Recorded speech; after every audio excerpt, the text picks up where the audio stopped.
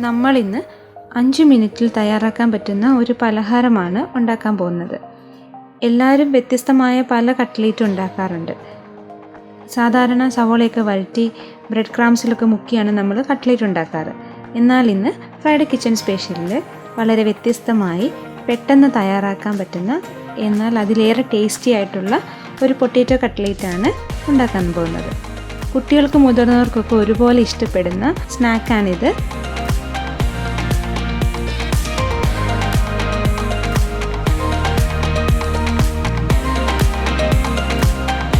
അപ്പോൾ നമുക്ക് എങ്ങനെ തയ്യാറാക്കാൻ നോക്കാം. അതിനായിട്ടൊരു ബൗളിലേക്ക് പുഴുങ്ങിയ പൊട്ടാറ്റോ എടുക്കാം. 2 മീഡിയം സൈസ് പൊട്ടാറ്റോ ആണ് എടുത്തിരിക്കുന്നത്. ഇനി നമ്മൾ ഈ പൊട്ടാറ്റോ ഒന്ന് നന്നായിട്ട് ഉടച്ചെടുക്കണം. കൈവച്ച് നന്നായിട്ട് ഉടച്ചെടുക്കാം.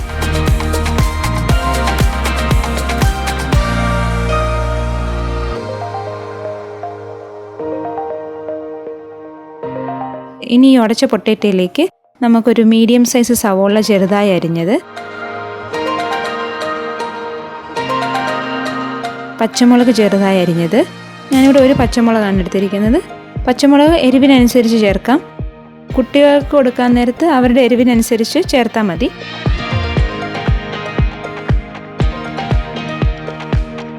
കുറച്ച് മല്ലിയില ചെറുതായി അരിഞ്ഞത്,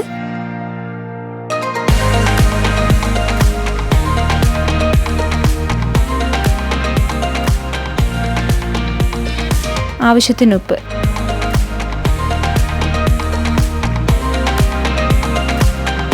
കാൽ ടീസ്പൂൺ ഗരം മസാല, ഒരു 1/4 ടീസ്പൂൺ ജീരകം. ഇതെല്ലാം കൂടെ ചേർത്ത് നന്നായിട്ടൊന്ന് മിക്സ് ചെയ്യാം.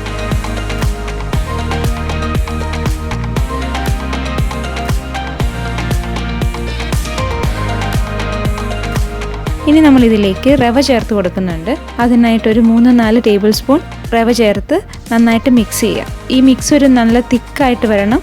ഇച്ചിരി ലൂസായിട്ടായി പോയാലുണ്ടല്ലോ അത് വറുത്തെടുക്കുമ്പം പൊടിഞ്ഞു പോകാനുള്ള സാധ്യതയുണ്ട്. അതുകൊണ്ട് നല്ല ഒരു തിക്കായിട്ടിരിക്കണം.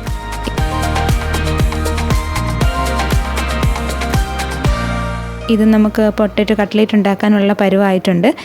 ഈ ഒരു പരുവം കറക്റ്റാണ് അതിന്. ഇനി നമുക്കിത് ചെറിയ ഉരുളകളാക്കി നമുക്ക് ഇഷ്ടമുള്ള ഷേപ്പിൽ പരത്തിയെടുക്കാം.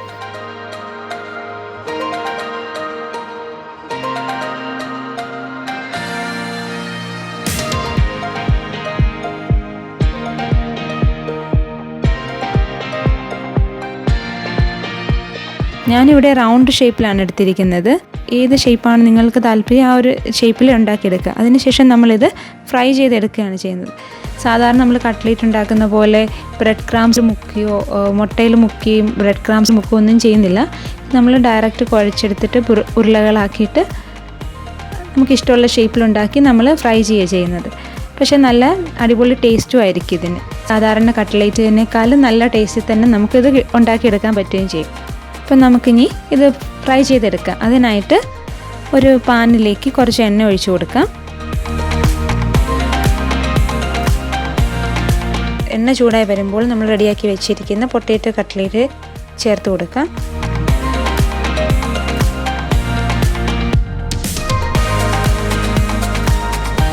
ഒരു ബ്രൗൺ നിറമാകുന്നതാണ് ഇതിൻ്റെ പാകം.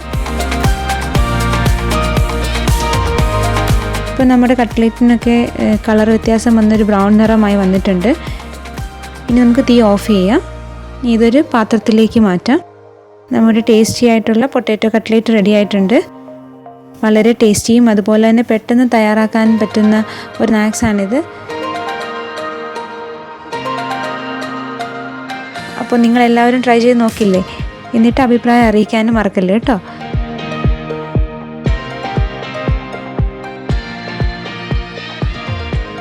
വീഡിയോ ഇഷ്ടമായാൽ ഷെയർ ചെയ്യാനും ലൈക്ക് ചെയ്യാനും മറക്കല്ലേ കേട്ടോ.